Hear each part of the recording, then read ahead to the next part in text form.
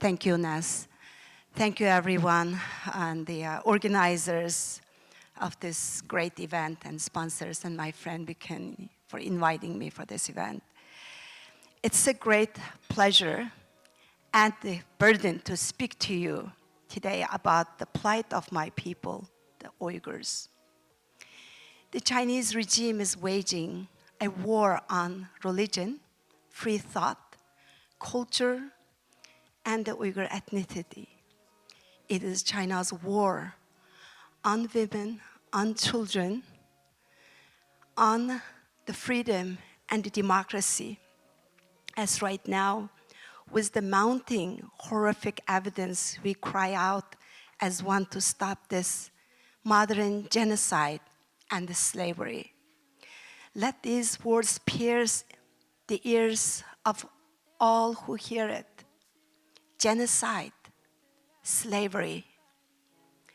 Uyghurs, may our name also pierce not only to your ears, but your hearts. Our beautiful people are now this Chinese chauvinistic, racist regime's problem. Our refusal to consent to their totalitarian evils means, in the eyes of the Chinese government, that we must be exterminated. There are too many witnesses to their atrocious crimes. These crimes are too numerous and weighty to mention all, but let me just name few.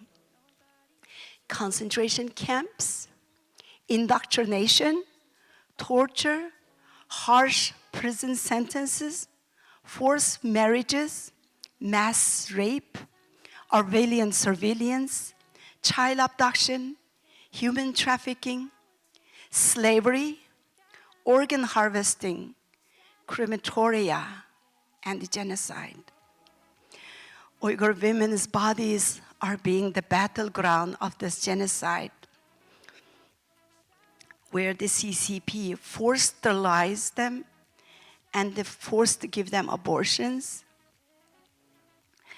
To erase the Uyghur population, the birth rate has dropped more than 50% in some of the mostly Uyghurs populated areas. The Chinese embassy to United States publicly celebrated this genocidal effort on Twitter and claiming their forced birth control policies liberated Uyghur women from being baby-making machines. Some context on the Uyghurs. We are an ethnic group with a long history in Central Asia. Our homeland was formerly known as East Turkestan. It is now called Xinjiang, which means new territory, a colonialist name. The region's natural resources make it a target for exploitation. China occupied our homeland, the Chinese Communist regime occupied our homeland in 1949. And what began as assimilation now has escalated into a genocide and enslavement today. The regime has developed a model for slavery and the genocide that has allowed them to efficiently erase a group of people, all while making a fortune. The bodies of the Uyghurs are exploited in every way possible in order to create profit for China. Their organs are harvested and being sold. Their hair is shaved and sold to the hair extension and the wig industry. There was a certain tons of human hair, 13 tons of human hair in one shipment seized by the US Customs in 2021. And how many the Uyghurs does this represent? The Uyghurs are taken from their homes, blindfolded, and crammed into trains and shipped across China to work in the labor-intensive factories where they are subject to a life of making consumer goods as slaves. Millions of Uyghurs have been arbitrarily detained in concentration camps under the guise of re-education. But according to witnesses and the leaked government documents, those so-called schools means armed guards, barbed wire, overcrowded rooms, malnutrition, dehydration, and the poor sanitations. It means being uprooted from their culture and religion and taken from families to be brainwashed into a total submission through mental and physical torture to the communist Chinese government. China claims these camps are vocational training centers and constructed with intentions of poverty alleviation. This is a lie. There are university professors, successful business owners, famous writers, singers, athletes, and the young children as well as elderlies, none of them who needs any kind of job skills. The Chinese government itself has institutionalized slavery, and the Uyghurs have nowhere to go. Their passports and the documents have been confiscated, and there's no way to escape. Today, almost 20 major industries in our global supply chains and the more than 80 global brands are tainted with Uyghur slave labor. China is the largest exporter of tomato paste. 70% of it comes from the Uyghur region, and it made with Uyghur forced labor. China is the largest exporter of cotton. More than 80% of the cotton comes from the Uyghur region, and it's hand-picked by Uyghur slaves. According to a recent report, that virtually the entire automobile industry is tainted, again, with Uyghur slave labor. We are building our new world with the slave labor as well. We must call out the solar panel industry and the EV batteries that use the future as an excuse to ignore the human rights tragedy. And we need to urge them to value ethics and humanity rather than profit, and remind them a green future can be attained without sacrificing the lives of Uyghurs. I came here and speak to you today out of necessity, and I became a full-time activist out of desperation. 5 years ago, I was just a mother with a successful career. I never imagined today I will be traveling around the world and exposing China's genocide and the slavery. My sister, Rushan Abbas, was taken only 6 days after my first public speech in Washington, D.C. in September 2018. She's a retired medical doctor. She's not politically active, just living ordinary, peaceful life in Urumqi, the capital city in Xinjiang. She was taken to silence me. And now, for past 4 years and 8 months, she's paying the price for my activism as an American citizen.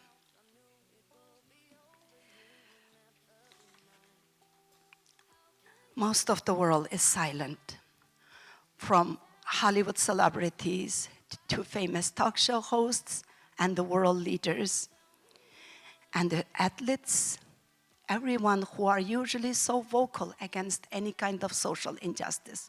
Rightfully, they should. But they are voiceless against China's modern genocide and the slavery.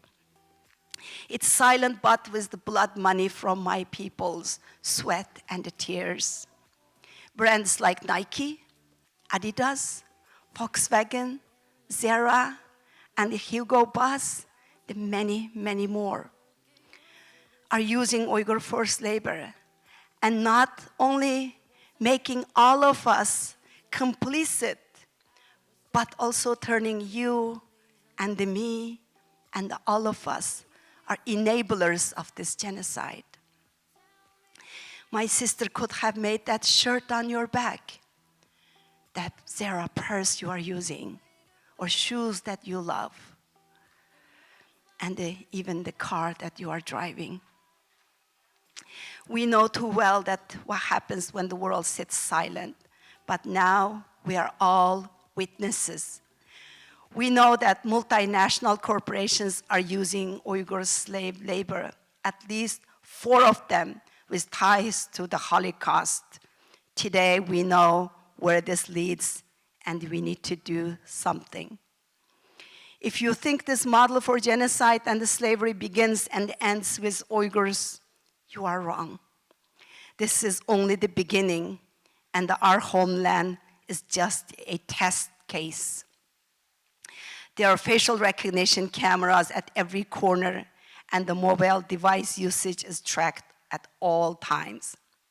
The Chinese regime is using our people as an unlimited supply of data to strengthen AI algorithms that identify race, ethnicity, and predict dissenting behavior, which they are exporting already to more than a dozen countries around the world. A leaked government document confirmed thousands of Uyghurs were detained in only 1 day based on the recommendations of an AI algorithm. To control a slave, the oppressor will use any means necessary to control them into submission and strip them of their humanity. That is what the Chinese government has done. The future is at stake. The regime has the power and the motivation to extend these crimes globally, enabling other dictatorships to follow. When humanity's goal becomes a progress for profit at the expense of human rights, we all risk being on the other side of the oppressor. This is an inflection point in time. What world will we leave our children and our grandchildren? Governments and corporations act as through the world economy is dependent on the Uyghur slave labor and the genocide in order to survive. We are done with this lie. We are living in the world today where slavery is an acceptable evil in society. We rely on it only so that we can continue living our lives in ignorance that suits our short-term benefit. The time has come for all of us to collectively take responsibility and to say, no more. We must demand that governments stop importing goods tainted with slave labor and to pass legislation with specific language about the Uyghurs. China needs to know that countries will acknowledge the genocide and hold them accountable. As citizens, we need to make it universally unacceptable for companies to be associated with slave labor. It should be a terrible stain on any company's reputation. As consumers, we need to make a real effort to educate ourselves on what is made with slavery and make it unacceptable in our own principles to contribute to this genocide with our monetary support. We can stop this, but it starts with me, you, and all of society waking up and realizing this is a problem we need to solve once and for all. Inaction is not an option. The stakes are way too high. We saw what happened with Holocaust when people failed to take action. They said it was because they didn't know it. The information flow was slow. Also, they knew what was happening. But this is 21st century. No one can claim the ignorance anymore. I would like to draw attention to the invaluable efforts of Jahar Ilham, who's with us here today, a brave Uyghur activist who has been tirelessly working to raise awareness against the CCP's crimes and highlight the Uyghur forced labor.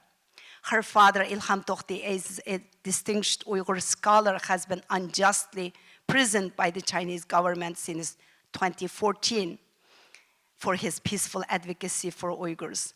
Jawhar and her team will be leading a side event tomorrow morning from 10:30 till 12. And I strongly encourage everyone to attend and to learn more about how to advance corporate accountability to address state-imposed Uyghur forced labor. Among so many great people here with us today, I would also like to especially mention Ambassador John Richmond, as he was one of the driving forces behind the Uyghur Forced Labor Prevention Act getting passed and implemented. He worked closely with the US government to advocate for stronger action against Chinese regime. And I'm very privileged to have my friend Ann Basham with us today as well, and tirelessly advocates for human rights and empowers marginalized communities.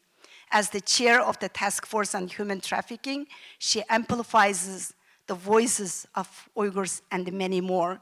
It is an honor to have her here. Again, I'm grateful for her support and friendship. I want to end my remarks with a quote from American historian Howard Zinn. He said, quote, "Historically, the most terrible things, war, genocide, and the slavery have resulted not from the disobedience, but from the obedience," end quote. The never again moment is now for the Uyghurs, and let's live up to our promise, not just for the sake of the Uyghurs, but so our children will not pay the consequences of an illiberal world. Thank you so much.